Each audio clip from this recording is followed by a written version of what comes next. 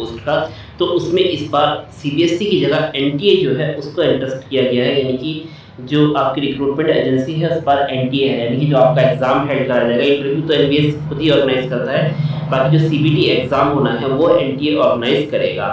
तो आपको पता है कि एनटीए में इस समय बहुत क्योस हुआ पड़ा है नीट एग्ज़ाम की वजह से, और हाल ही में उनको नेट का एग्ज़ाम भी आपको मतलब कैंसिल करना पड़ा था। तो बहुत ज़्यादा क्योस है एनटीए में इस समय।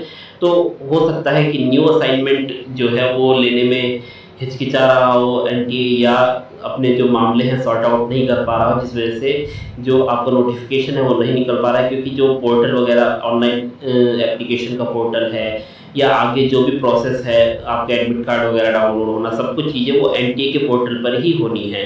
इस बार सीबीएसई इस एग्ज़ाम को ऑर्गेनाइज नहीं कराएगा, एनटीए ऑर्गेनाइज करेगा। लास्ट टाइम पे कुछ बदल जाता है, जैसे भी एनटीए में क्योस हुआ है वो अलग बात है। बाकी जैसे नॉन टीचिंग पोस्ट का एनटीए को दिया गया है, उसी प्रकार से ये प्री डिसाइडेड है कि जो आपका टीचिंग पोस्ट है उसका एग्ज़ाम भी एनटीए ही ऑर्गेनाइज कराएगा। बट एनटीए में क्योस होने के कारण इस समय ये हो सकता है कि आपका जो एनवीएस है वो भी हिचकिचा रहा हो एनटीए को देने में असाइनमेंट, या ये हो सकता है कि एनटीए अपने इंटरनल प्रॉब्लम्स की वजह से वो असाइनमेंट ले नहीं पा रहा हो, और आपका जो ऑनलाइन प्रोसेस जो है आपका रिक्रूटमेंट का वो शुरू ना हो पा रहा हो। तो जो एक एनटीए का केओस है वो भी आपके रिक्रूटमेंट में लेट होने में एक रीज़न हो सकता है। तो साथियों, दोनों ही रीज़न है कि आपका जो पैनल है वो लाइव है अभी भी, और उसके अपॉइंटमेंट लेटर्स अभी भी कैंडिडेट्स को आने हैं। जो भी अभी अपना ग्रुप्स वगैरह में ऐड होके रखिए, और अपना देखते रहिए कि किन किन लोगों को अपॉइंटमेंट लेटर आ चुके हैं।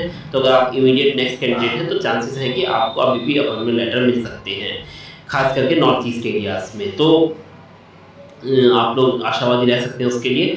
बाकी जो नए साथी हैं जो नए रिक्रूटमेंट का वेट कर रहे हैं, तो उनको थोड़ा सा वेट हमारा लंबा होता चल जा रहा है, दोनों ही प्रॉब्लम्स की वजह से। क्योंकि पैनल लाइव है और उसमें पता नहीं ये लोग क्यों डिले कर रहे हैं। तो क्योंकि अभी जो ज्वाइनिंग की जो डेट दी गई थी वो शायद 20 या 25 तारीख थी, जो पीछे जून की फर्स्ट वीक में जो अपॉइंटमेंट लेटर्स आए थे। और उसके बाद जिन्होंने ज्वाइन किया हो तो अच्छी बात है, उसमें एक्सटेंशन भी लेते हैं कुछ लोग, कोई 10 दिन का एक्सटेंशन लेता है, कोई 15 दिन का, कोई 20 दिन का, 1 महीने का।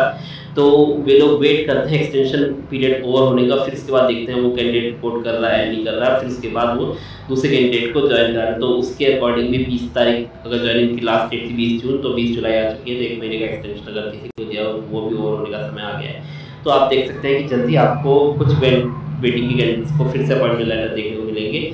और ये जो मामला जैसे ही निपटता है उसके साथ साथ आपको नई रिक्रूटमेंट भी जल्दी देखने को मिलेगी। आप तैयारी करते रहिएगा, और हम एनवीएस के रिगार्डिंग समय मिलने पर थोड़ी सी मेरी भी व्यवस्था चल रही है जीवन में, बाकी एक सीरीज लेके आने की कोशिश करेंगे। और बाकी आप लोग अपना जो एनवीएस का पैटर्न वगैरह है मैं उस पर डिस्कस कर लूँगा एक दिन, और उस पर आप तैयारी अपना करते रहिए। क्योंकि रिक्रूटमेंट कब आ जाएगी कुछ नहीं पता, फिर आपको एग्ज़ाम के लिए पिछली बार जैसे 6 महीने मिल गए थे, इस बार वो 6 महीने नहीं मिलने वाले हैं, इतना तो तय है। आपको जल्द ही 1 या 2 महीने के अंदर अंदर एग्ज़ाम करवा लिया जाएगा लास्ट डेट ओवर होने के। तो आप लोग अपना तैयारी एनवीएस की चालू रखिए, आपको नोटिफिकेशन जल्दी देखने को मिलेगा। और इसके रिगार्डिंग अगर और भी कोई इन्फॉर्मेशन होती है तो आपको बेसिक एजुकेटर के माध्यम से सबसे पहले पूरी और प्रमाणित खबर मिलेगी। जैसे कि हमने पिछले एनवीएस की भर्ती को फॉलो किया था, हमारे बहुत सारे कैंडिडेट्स हमारे साथ में सेलेक्ट भी हुए थे।